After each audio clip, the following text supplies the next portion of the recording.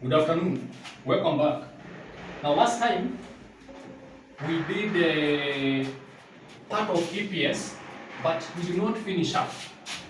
So today we are going to study EPS, and that is earning per share. Specifically, this is ESA, not ESA. I'm used to ESAs because I also teach a lot of auditing, advanced auditing.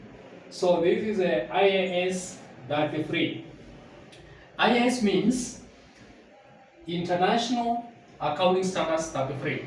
So if you want to study more about earning per share, you can go and study from the internet IAS 33, earning per share.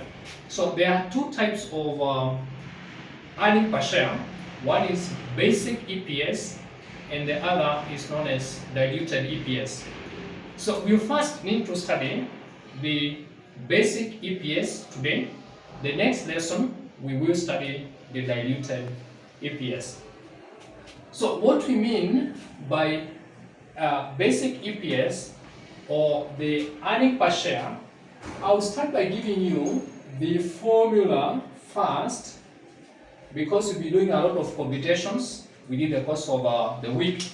So basic earning per share, or basically or earning per share, the formula that we'll be using is earnings attributable to ordinary shareholders divided by weighted average number of shares. Now there are those students who like using these abbreviations. They say that they want to use PATOS, that is they say profit attributable to ordinary shareholders divided by weighted average number of shares. That's okay. So, but the bottom line is, when you are calculating earning per share, you are saying profit after tax, you minus preference dividends, then you divide it by weighted average number of shares. The shares which are to do with the ordinary shareholders basically. Now, because the profit attributable to ordinary shareholders is straightforward, is that portion or the total profits basically which goes to the ordinary shareholders. So not considering the preference shareholders and not considering maybe the tax and the rest. So for the numerator, you will be concentrating on profit after tax, then you less the preference dividends. Whatever remains is what goes to the ordinary shareholders, and that is what we are interested with for the purpose of EPS. Now, for the purpose of the exam or for the purpose of general knowledge, we need to take more time studying the denominator, the weighted average number of shares.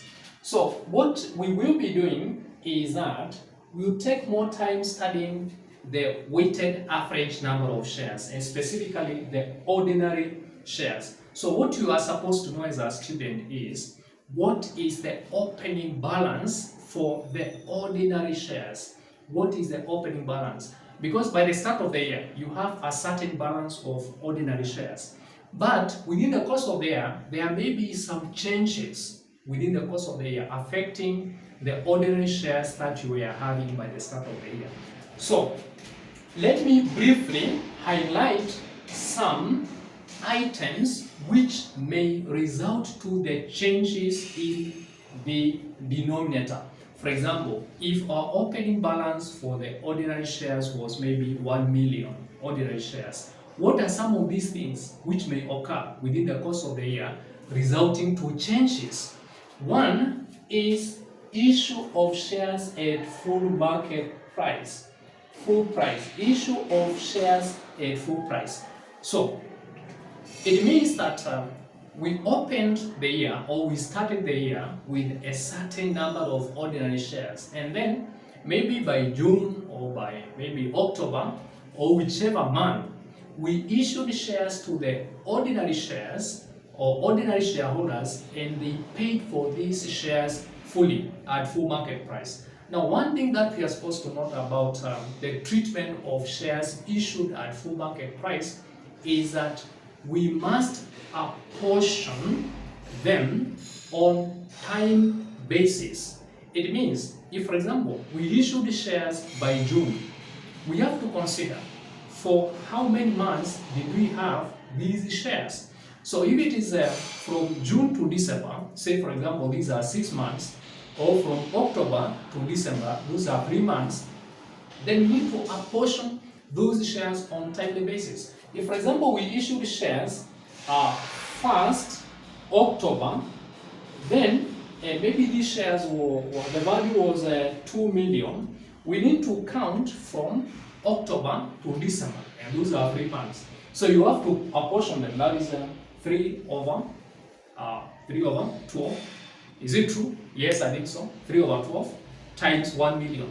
So when you are adjusting our opening balance here, we are supposed to say that opening balance plus these shares which were issued for at full market price, then we apportion the time within which we are saying basically the 3 months from October to December in simple terms. So the key term here is that when we start maybe our next lesson, as far as computations are concerned, we will be studying what is the effect of issue of shares at full market price.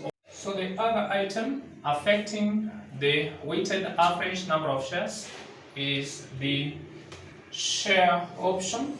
Is in my other part is share option. Now share option, the other name is the share warrants, and these are privileges or privileges granted to the employees to purchase the shares at a price below the prevailing market price. Now, one important thing about the share options or the share warrants is that whenever a company issues these share options, we expect that one part of these shares will be deemed to have been issued for free, and that will be a bonus issue, and then we have the other part deemed to have been issued at full market price. So remember that that portion which was issued for free should be assumed to have that the transaction we assume that this transaction took place by the start of the year. So we do not apportion them on time basis. But the remaining part, we assume that the transaction, now we have to apportion those shares on time basis. That is important point. Now the other item which affects our one-offs is the rights issue. Now rights issue is the issue of shares to the existing shareholders at a price below the prevailing market price. Now with the rights issue, you are supposed again to establish that portion of the shares issued for free, that is bonus element, the bonus share element, and then the other part which is issued at full market price. Now for rights issue, we should be able to calculate the theoretical ex-right price. The theoretical ex-right price means the price that will be prevailing in the market after the date of the rights issue. Is it okay? Yes. I think that's okay. Now the other item affecting the weighted average number of shares will be the share split. Now share split means that we want to reduce the price of these shares because they are very expensive. For example, if you have shares worth 100 shillings and you split each share into two, it means the per value will be 50 shillings, but the resources now will not change because you'll be having two shares, each with a per value of 50. So finally you have two shares, but the total value will be 100 shillings. So that will be the other item. Important point to note about the share split is that we do not apportion this transaction. We assume again the transaction took place by the start of the period. Now I think for today we can have up to that level, that is items affecting the one-offs, and that is the most important area as far as the earning per share is concerned. Now I did a mistake here to write ESP is EPS, the earning per share.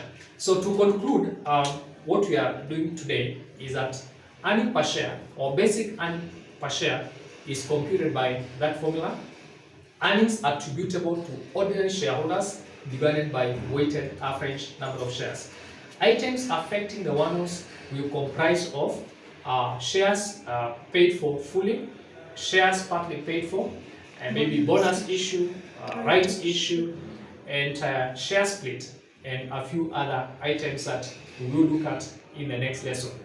So try to revise on the formula, the formula for basic earning per share, and then the next we do maybe the next lesson. So today we stop at that.